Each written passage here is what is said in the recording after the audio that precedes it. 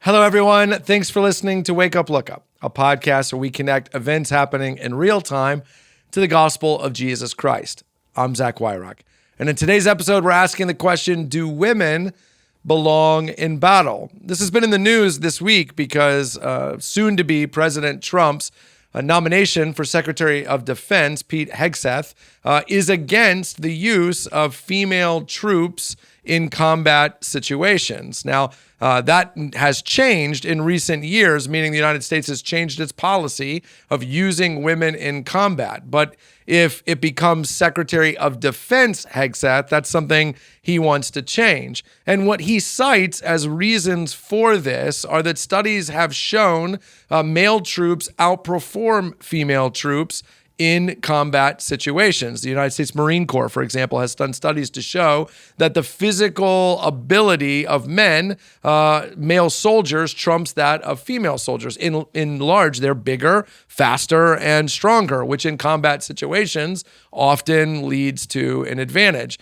The use of female troops in combat situations also can present logistical difficulties, at least according to Hegseth. What he says is that you have to find different gear and equipment for the female body. It is different. You have to think about barrack situations, mixed gender situations, and high-stress environments that can lead to difficulty.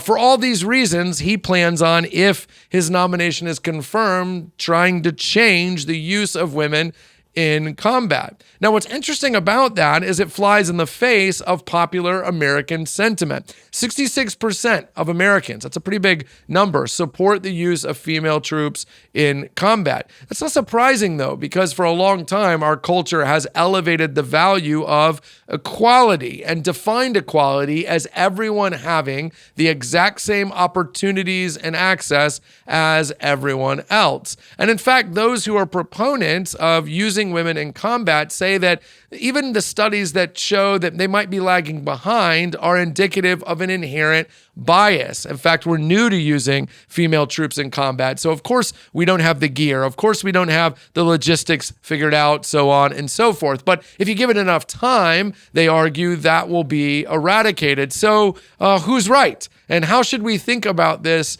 biblically? Well, of course, I can't begin to weigh in on physical stats of soldiers and United States military studies. I'm not a soldier, and in my opinion, anyone who serves this country in any way in the military is a hero and impressive, and I'm so grateful for them. But I am a pastor and a theologian, so I will argue this. I think the Bible teaches that combat, a battle, is not the work of women. That equality and value between men and women, the idea that men and women both bear the image of God, they are therefore inherently valuable and inherently equal, does not mean they play equal roles. In fact, this is a chief way the Bible is against our culture, because what the Bible teaches is that God makes people in his image, male and female. And there's something to be said about maleness and the way that images God, and femaleness and the way that images God. They're both doing the same thing, but in inherently different ways. And just as we would argue that a man can't say he's a woman and a woman can't say she's a man because God made them male and female, the Bible would also argue that that plays out in the economy of the home and in the economy of the battlefield. Men and women play different roles. Equality is not about function, but about value. In fact, the Bible also would argue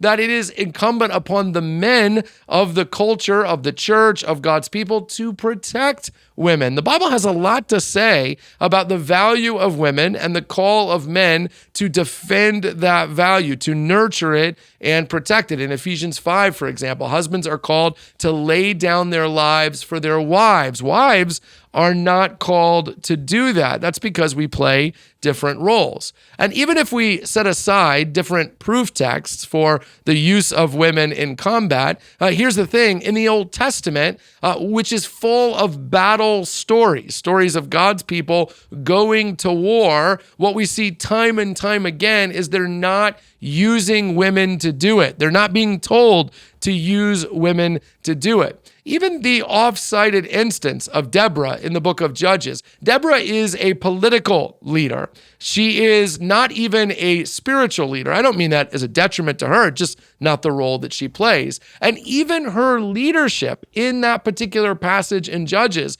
is because the man won't step up, which she tells him, by the way, in pretty scathing fashion. In the Old Testament, when God's people to go to war, it's the men who are doing the fighting, not the women. And that's instructive, I think, for how we think about this. The Bible teaches the value of women. Go read Proverbs 31 and the high view of women. Read the genealogy of Jesus in Matthew chapter 1 and the 4 women who played incredible roles in the redemptive story of God. We could fill episodes of podcasts with all the godly women who are in the Bible and in church history who have moved the kingdom forward. Women have absolute value, equal value to men. But that doesn't mean God wants them doing the same thing that men do. We all have a role to play in the kingdom. It is the role of men to defend their families and to defend their countries. Should women be in battle?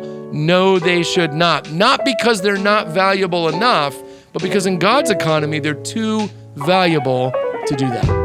Hey, thanks so much for watching this episode of Wake Up, Look Up. While you're here, take a minute to like and subscribe. Really helps us get the word out. Don't hesitate to leave a review wherever you might find this podcast on an audio level and help spread the word. And hey, while you're here, check out all the other content we have at Christ Community Chapel on YouTube. Some of those videos are popping up on the screen now. Click on one.